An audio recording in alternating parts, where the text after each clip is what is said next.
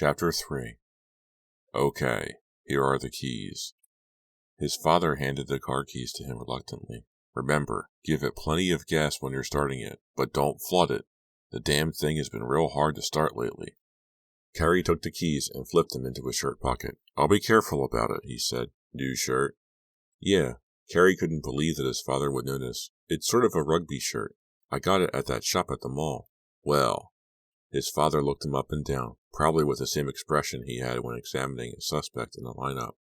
Fancy new shirt, clean jeans, brushed your hair back to look like that movie star you think you look like. I'd say you have a heavy date tonight. Carrie blushed. He wasn't used to so much attention from his dad. It's a blind date, actually, he said uncomfortably. The new shirt itched. His stomach felt a little feathery. She'd have to be blind to go out with you, Sean broke in. And then he threw himself down on the couch, laughing like a lunatic. He thought it was the funniest thing anyone had ever said. Is that the kind of jokes 14-year-olds are making these days? Lieutenant Hart asked, removing his cap to scratch the top of his head, unable to contain the smile that spread across his face. Shut up, Sean, Carrie called to his brother, who was still laughing like a hyena, slapping his knees and rolling around on the carpet. Good night, Dad.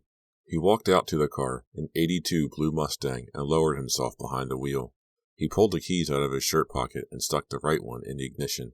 Then he took a deep breath. He knew his dad would be listening. If the car didn't start right away, he'd come tearing out of the house, and Carrie would have to sit through another lecture on how to start the car without flooding it. He pressed down on the gas pedal once, twice. He turned the key. Come on, car. Come on. Start up. Let me get away from here. The car started right up. He could see his father standing in the doorway, a disappointed look on his face. Carefully, Carrie backed down the short drive, turned into Hillside Drive, and headed toward town. It was a clear, crisp autumn night. The air was cold and clean.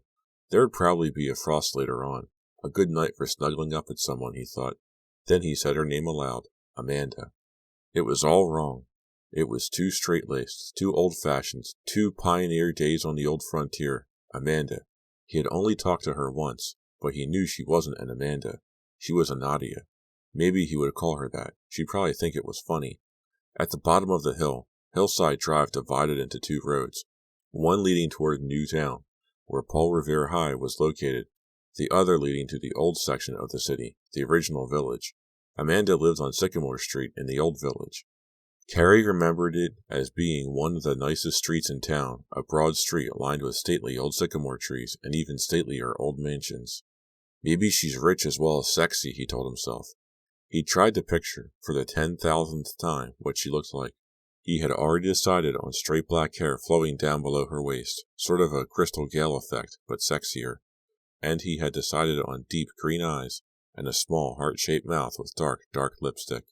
And of course she was built like crazy.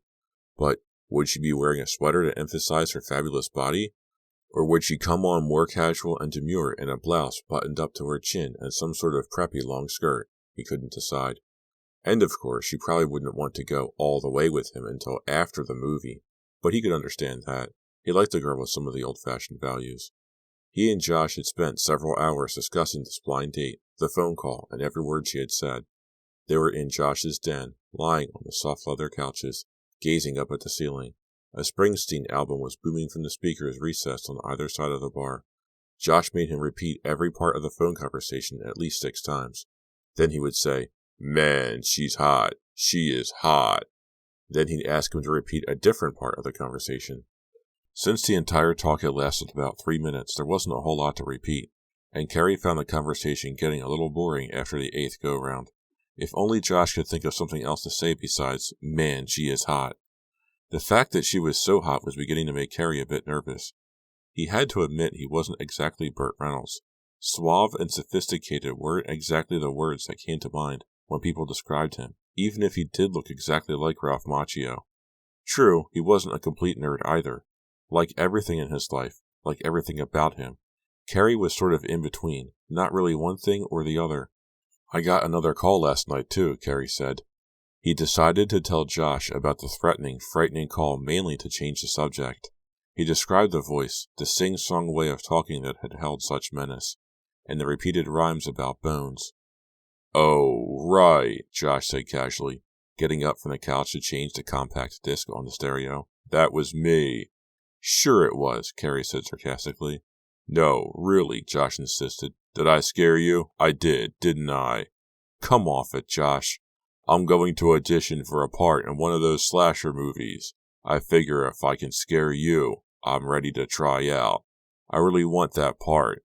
You get to slash 20 co-eds to pieces. It's cool. Carrie found himself getting really annoyed.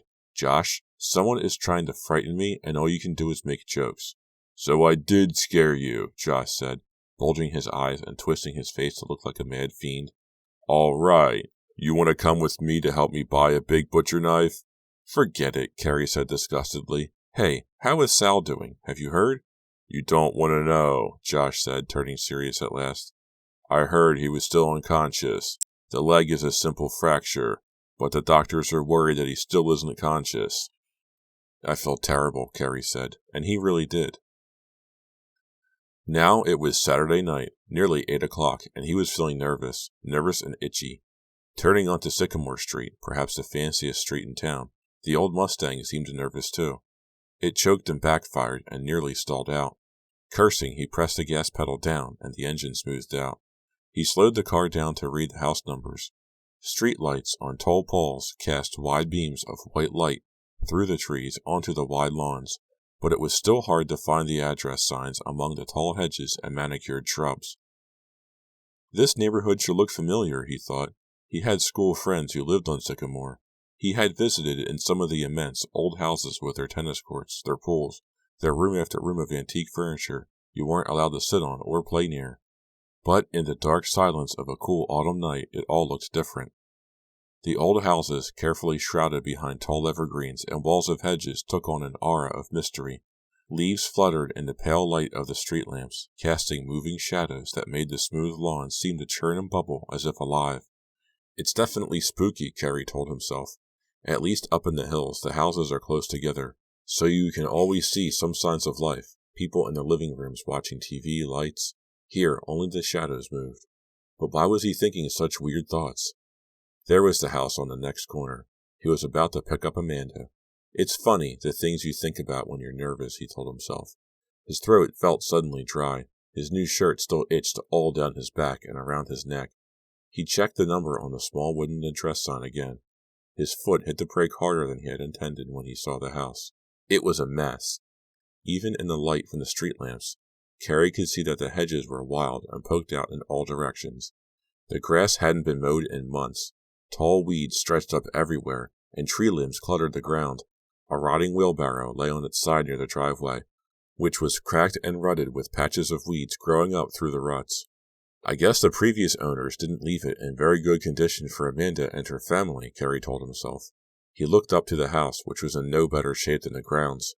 2 white columns stood on either side of the front doorway, but even from the street, Carrie could see that the columns were chipped and cracking, with the paint peeling off. To the left of the columns, a screened-in porch had already been boarded up, even though the winter was still mild. 2 of the windows on the ground floor appeared to be broken. Large strips of paper or tape had been used to cover the holes. Carrie parked on the street. As he turned the key and pulled it out from the ignition, he realized that his hands were cold and wet. He looked back up to the house. It was completely dark. They must be in back, he told himself. But wouldn't they leave a light on at the front entrance if they knew he was coming? Maybe they were having trouble with the electricity. Leaves crackled under his shoes as he walked up the driveway. A weed wrapped itself around his left leg, and he had to stop to disentangle himself. There was no car in the driveway. The wide garage door to the right of the house was half open. It was too dark to see inside the garage. He walked quickly up the driveway and onto the stone path that led to the front entrance. Like everything else he saw, the path was cracked and crumbling. Vine-like weeds flourished in the cracks. He was out of breath when he reached the front stoop. He stood there for a moment, remembering Amanda's voice on the phone, catching his breath, looking back to the street at his car waiting beyond the overgrown, junk-strewn lawn. What does she look like? If she only looks half as good as her voice. Wow! A dog barked across the street. Carrie jumped. He had become accustomed to the silence, to the sound of the rustling wind and the dry, scrabbling dance of leaves and their shadows. He pressed the doorbell. He couldn't hear it ring inside the house. The dog barked again. "Mind your own business," he called to it. He pressed the bell again. There were no sounds from inside the house. No sounds, no lights. He was standing in front of a large, empty wreck. Had someone played a joke on him? He walked to the edge of the front stoop and leaned forward as far as he could, trying to see in the window. Drapes were drawn. He caught himself, regaining his balance just before toppling over the side of the stoop. Maybe he should go around the back. He pressed the doorbell again and kept his finger on it for at least half a minute. This is silly, a waste of time. There was no one in this house. No one lived here. From the looks of things, no one had lived here for more than a year. Carrie kicked the door in disgust. "The best phone call of my life," he said angrily, "and it's all a joke." Carrie turned and began to walk down the steps, and the front door slowly began to open. Two faces peered out at him. Carrie hurried back up onto the stoop, tripping over a step. One dim bulb in the hallway behind the couple at the door provided the only light. It was a man and a woman. They weren't old, but they held themselves like old people. The woman had solid gray hair tied back severely from her forehead in a small, tight bun. She wore a knitted shawl around her shoulders. She was carrying a teacup and saucer in one hand. The man had a bald, speckled head. He was stooped over so that his head appeared to emerge from his chest. He wore square, frameless glasses. He was dressed in a blue bathrobe, which covered striped pajamas. Carrie was so startled to see someone appear at the doorway that he just stared at them for several seconds. They didn't speak either. They stared back at him.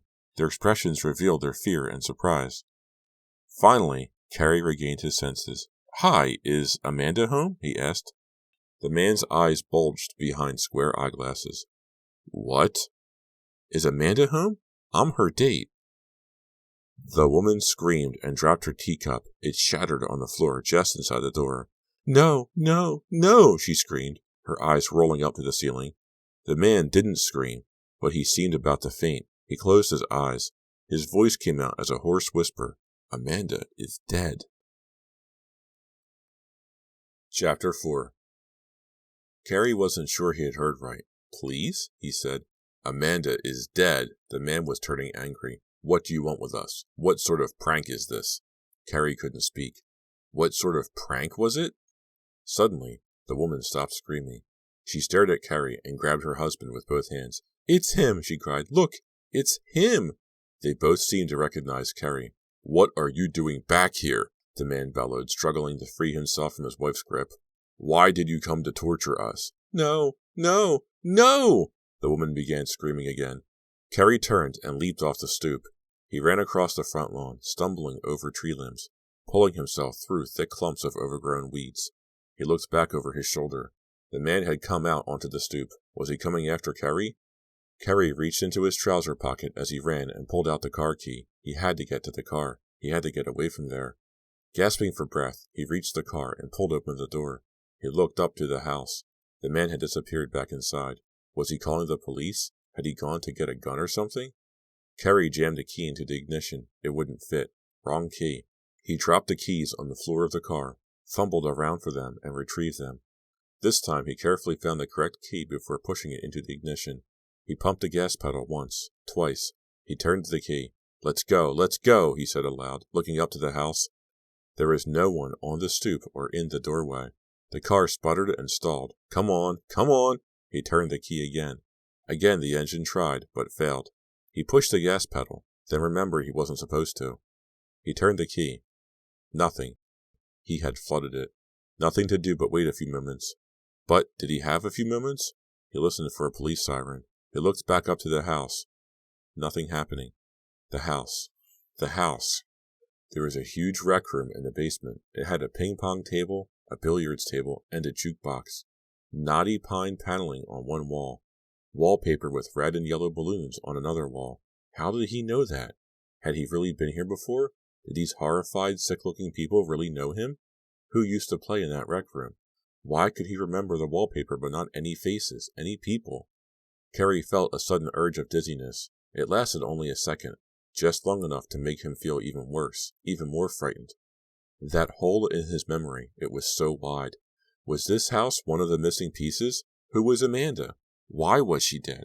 Why didn't he remember her? Did he ever know her? And the girl on the phone 2 nights before, had she sent him here as part of a cruel joke? Was she Amanda too?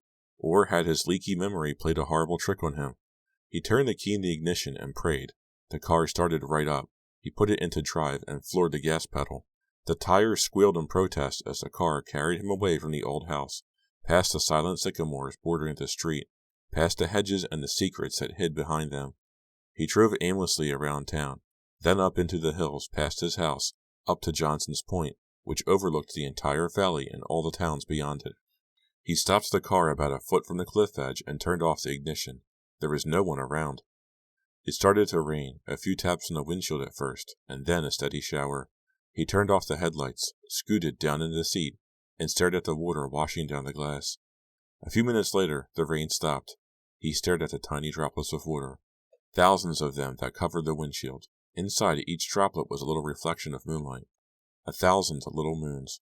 It was a beautiful illusion. Was this blind date an illusion too? Had that girl with the sexy voice sent him back to an unwelcome place in his forgotten past? Could the girl on the phone have been a friend of Sharon's?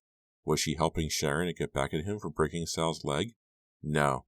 No, he told himself, and repeated it. No, no, no, no. He stared through the 1,000 tiny drops of light, and it all came very clear to him. He had played the trick on himself. He had guided himself to that old house, a place that played some kind of role in his misplaced past. He had taken himself up that familiar path to that familiar front door. The girl on the phone must have given him a different address. It may not have even been on Sycamore Street. He realized suddenly that he hadn't written down the address she had given him so hurriedly over the phone.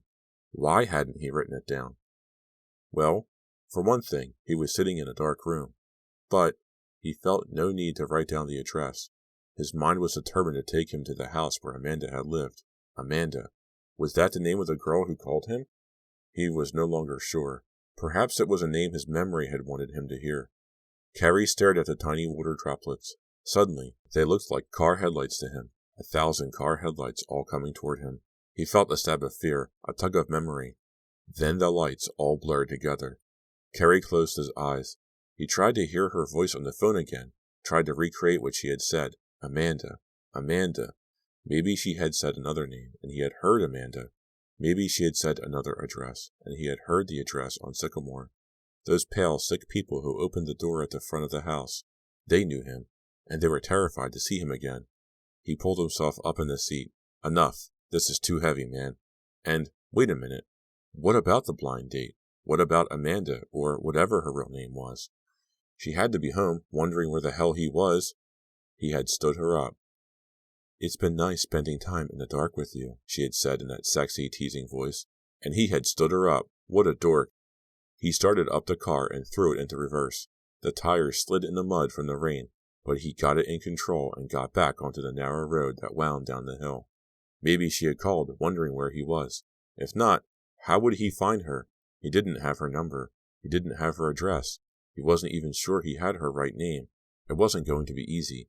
Oh, wait a minute. Of course it would be easy. He'd call Margot. Margot set up the blind date. He'd get all the info from Margot. Of course. Then all he'd have to do was call and explain why he had stood her up. And that wouldn't be so easy. But he could do it. He had to. For one thing, Josh would never let him live it down if he didn't. He pulled the car into the drive and ran into the house. All the lights were on, but no one seemed to be around. Sean! Hey, Sean! The TV wasn't on. That meant Sean wasn't home. There were no phone messages for him on the pad by the phone. So, maybe she called and maybe she didn't. He'd have to call Margot. Did he have her new number? No. He'd have to call information. The Fremont family, somewhere on the north side. No, I don't know the address. No. Yes, that's it. He started to push Margot's number, but then hesitated. It wasn't going to be so easy explaining to Margot what had happened. Margot, thanks for fixing me up with a blind date. Could you tell me her address and her phone number?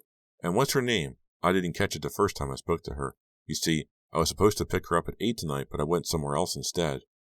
Well, if he was ever really going to spend time in the dark with this girl, he'd just have to let Margot know what a jerk he was. He finished pushing her number. It rang once, twice, 3 times. He hung up after the 8th ring. There was no one home. As soon as he put down the receiver, the phone rang. He cleared his throat, then lifted the receiver to his ear.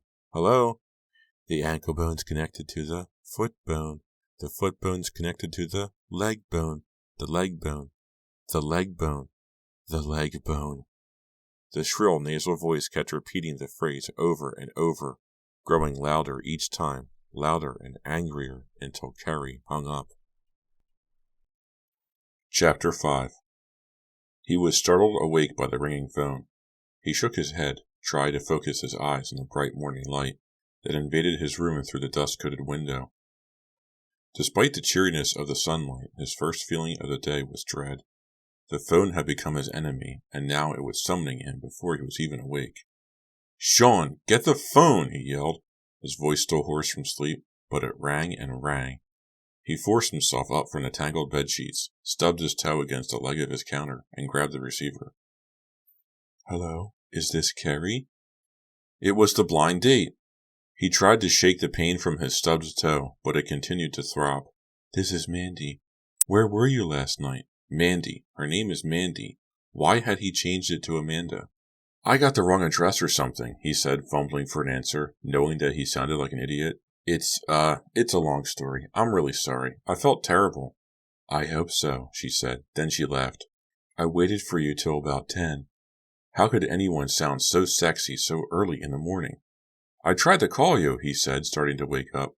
"I've never done that before, really. I mean, it's never happened to me before. I thought maybe you had car trouble or something," she said. "I'm real glad you called," he told her. "I hope you're not angry. Of course I am," she said. "I was looking forward to our date. After the big build-up Margot gave you." He could feel his face turning red. He was glad she couldn't see him. Compliments of any kind embarrassed him. He knew he wasn't anything special. With that purring voice, a compliment was almost more than he could bear. "I'd like to make it up to you," he said, forcing himself to be bold. "I'd like you to," she whispered. "Wow. What's your address, anyway? Now that I'm not talking to you in the dark, maybe I'll get it straight." She giggled. "It's 42 Sizemore, near the old depot." Sizemore, so close to Sycamore. But she must have said Sizemore over the phone that night. "I'm sorry, Mandy, I just blew it, that's all," he said, still thinking about how he mixed up her name and her street. He shook his head as if trying to scatter the clouds that had fogged his memory. "Let's start all over again. I like that," she said softly. "I have an idea. I'm starting at Revere tomorrow morning. Maybe you could meet me before school and show me around." "Sure," he said, a bit more enthusiastically than he intended. "That's a great idea." "I hope you don't think I'm being too aggressive," she said, suddenly changing her tone. No, I like it," he blurted out. He felt his face turning hot and red again. Why did he feel so stupid talking to her? No one had ever made him feel this uncomfortable. "Just because I'm coming on to you doesn't mean I'm an aggressive female," she said. She laughed, so he laughed too. "Some boys get turned off by that," she added. You don't turn me off," he said. What a master of understatement. "That's the sweetest thing you ever said to me," she said. They laughed again. "I don't think of myself as aggressive," she went on, "but I don't always play by the rules either." What a fox! There was silence for a few seconds. He simply couldn't think of anything to say. He was completely awake now, that's for sure, and he wasn't even noticing that his stubbed toe was still scarlet and throbbing. He was only aware of her voice, her whisper, her laugh, and how uncomfortable she was making him feel, and how he didn't mind feeling so uncomfortable. "I have to get off," she said, breaking the silence. "But before I go, tell me one thing about yourself." "One thing. Think fast, Carrie." Man, he hated being put on the spot like this. "One thing." "Well," he cleared his throat. "Some people tell me I look a lot like Ralph Macchio. You know, the guy in the movies." Silence. He could hear her steady breathing, but she didn't say anything. Tell me one thing about yourself," he said, pleased with himself for thinking of it. "Well," it was her turn to think fast. "Well, I'm really turned on by guys who look like Ralph Macchio," she whispered. "Bye." "No, wait," he practically screamed into the phone. "Mandy, tomorrow morning before class. How will I know you?" "Don't worry," she said. "I know you." She hung up. He realized he was soaking wet from perspiration. He pulled off his pajama shirt and flung it onto the bed. He started to pull open the window to allow some cool air in, and the phone rang again. He smiled. "She just can't leave me alone," he said. He grabbed the phone. "Hi again." "Sticks and stones will break your bones. Are you ready to die? Are you ready?" The nasal, rasping voice screamed into his ear, then hung up before he could reply. Was it Sharon Spinner? The voice was too disguised, too distorted to tell. He put the receiver back on the phone, his hand shaking. Got to think about this calmly, he told himself. He thought about Sharon. She was always such a Miss Perfect. Leader of the cheerleading squad, homecoming queen, treasurer of the student council. She was always dressed in style, not too showy but just right, preppy and neat. She didn't seem to have the personality of someone who could make such threatening phone calls. She didn't really have much of a personality at all, Carrie decided. She was just a nice girl, pretty in a typical sort of way, friendly but not terribly bright, or interesting. But why had she threatened him in front of everyone? His mind flashed back to the chaotic scene on the practice field with Sal lying on his back, his eyes closed, his legs stretched out at that weird angle, and Sharon kneeling over him, holding Sal's head in her hands, her cheerleading outfit all twisted, her hair flying all over her head. He saw her angry face, saw the fear and disbelief in her eyes. "How could you?" she had screamed at Carrie. "You've ruined his life. How could you?" And then later, in the back seat of the car O'Brien was driving, she had stuck her head out the window. Carrie saw again the wild look on her face, remembered the hatred with which she had spit out her words. "I'll pay you back, Carrie. I'll pay you back." It had to be Sharon, he decided. Her life had been so neat and ordinary, so typical, until he had accidentally changed it all. He had invaded her safe, normal life. Maybe it was the first time someone had done that to her, and now she was striking back, paying him back with these ugly phone calls. He picked up the phone. He had to talk to her. If she'd only let him explain what had really happened. He put the phone back. He decided to wait until he saw her in school. She'd never stay on the phone with him. Maybe, if he could confront her, talk to her face to face, she'd listen. He showered and dressed without really paying any attention to what he was doing. Faces appeared and faded in his mind. Sal, his face twisted in pain, then Sharon again, replaced by the sad couple at the house on Sycamore Street. He tried to shut them out, to think about Mandy, but he didn't have a face for her, didn't have an image to use to block out the faces he didn't want to see. He clumped down the steps, walked through the dark living room to the kitchen, and found his father at the table, reading the newspaper. "Morning." "Morning," Lieutenant Hart repeated without looking up. "Where's Sean?" "Sean?" His father peered over the top of the newspaper. "You don't really expect to see Sean before noon on a Sunday, do you?" Carrie looked up at the kitchen clock, a brass frying pan with black numerals around the bottom. It wasn't quite 10. "I guess not," he said quietly. "There's coffee on the stove," his father said. "I'll just have some cereal." Carrie walked over to the cabinet and took down a bowl. "Murdoch's still in a coma," his father said. Carrie dropped the bowl. It clattered loudly on the countertop and dropped to the linoleum. "How do you know?" "It's in the paper. Page 1, his father said flatly. "What?" Carrie was annoyed that his father had chosen to be so matter-of-fact about this. "Does it have my name? Does it say that I was the one who broke his leg?" A long pause while his father finished what he was reading. "No." "My name isn't in it?" Carrie fumbled around the floor for the bowl, which kept evading his shaking hands. "That's the least Stevens could do for you. Keep your name out of it. Donald was his best player, remember?" "Yeah, I remember, Dad," Carrie said disgustedly, slamming the bowl on the counter. He practically tore the cabinet door off as he opened it to get the cereal box. "I haven't even had breakfast yet, and he's talking about Donald," Carrie thought. "Want to see the article?" his dad asked, folding the paper to hand it to him. "No," Carrie said angrily, more angrily than he had intended. "I was there, remember?" "Don't yell at me," his father said, rubbing his eyes with the back of his hands. "You're angry at yourself, not at me." "Just read me the headline," Carrie said, spilling cornflakes on the floor. "What does it say?" "What does it say? Superstar quarterback ruined for life by bumbling idiot who should be murdered?" "Yeah, something like that," his father said, actually grinning. "Hey, don't tell me. I made you laugh," Carrie said in surprise. "What do you want me to do? Cry?" his father replied, quickly changing the mood back to grim. That was such a typical move by his father, Carrie thought. If a tiny human emotion happened to creep out, quick, cover it up. He had decided he had won a small victory anyway. He had actually made the old man smile, something he hadn't done in a long, long while. "What about the headline?" Carrie asked, searching through the refrigerator for the milk carton. He finally saw it over on the sink where his father had left it. "Read it yourself. I gotta get going," Lieutenant Hart said. He shoved the paper across the small kitchen table to Carrie. Carrie shrugged and picked it up. "At least it's on the bottom of the page," he said. "That's good," his father said. "Always look on the bright side." The headline read, "Revere quarterback in coma after breaking leg." Then a smaller headline read, Season over before it begins for Panthers. Kerry crumpled up the paper and tossed it down on the table. His father finished the last drop of coffee in his mug and pushed himself up from the table. You know, Donald would probably have. He caught himself. He realized what he was doing. He stopped short. He pretended to cough. What? Kerry asked testily, urging him on. Go ahead. Finish that sentence, Dad, he thought. Let's hear it. Let's hear what my fabulous brother would have done. Nothing, his father said, wiping his mouth with an already stained napkin. I gotta go in this morning. Some idiots broke into the granary last night, stole 24 sacks of grain. Can you imagine? What? Kerry stared at his father. He hadn't heard a word. Hey, can I ask you something? It's sort of about the law. His father put on his police cap, working to arrange it in just the right spot on his head. Sure. Hey, how was your date last night? Fine. Great, Kerry said, blushing. Listen, don't let your punk brother sleep all day, okay? Yeah, sure, Dad. But I'm going out. Josh and I are going to play a little one-on-one at the basketball courts behind school. Try not to break his leg, Lieutenant Hart said. He grinned again. Sorry, us cops have a sick sense of humor, I guess. It comes with the badge. Dad, my question. Shoot. Is it against the law? I mean, is it a crime to make weird phone calls?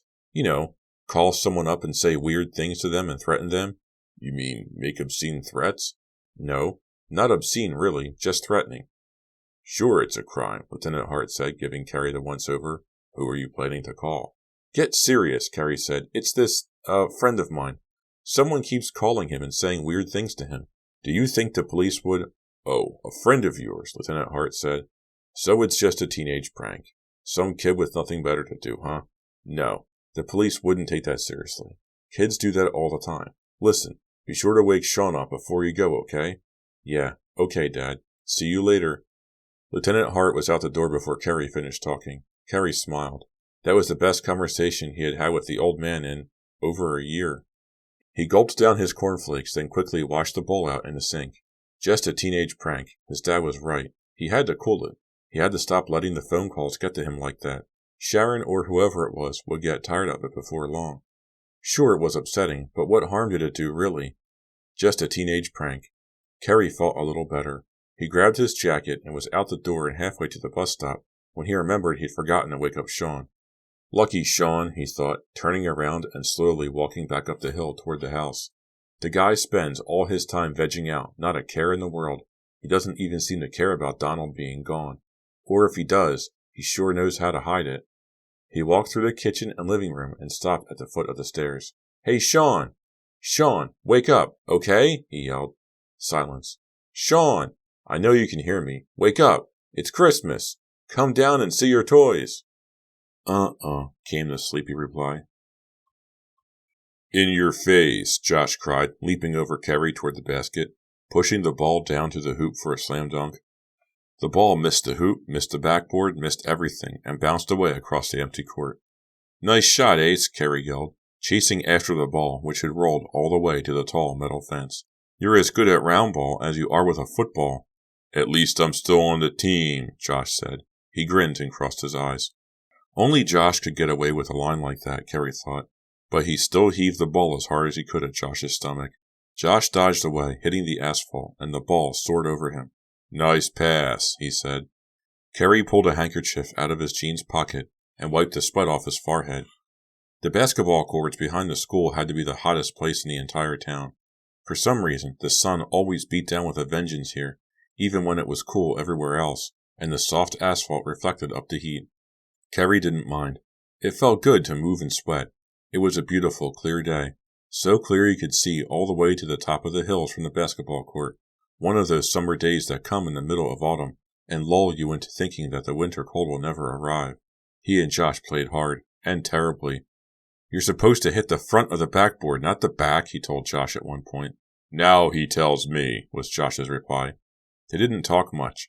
The only sounds were the bouncing of the ball against the asphalt, the soft clip of their sneakers as they ran and scuffled, and the cries of some freshmen who had a game going on the far court. Here comes Dr. J, Josh yelled, giving Kerry a body fake to the right and leaping left, sailing up to the basket and forgetting to let go of the ball. He came down with the ball cradled in his arm, shrugged, and then froze. Hey, Hart, I almost forgot. Your blind date.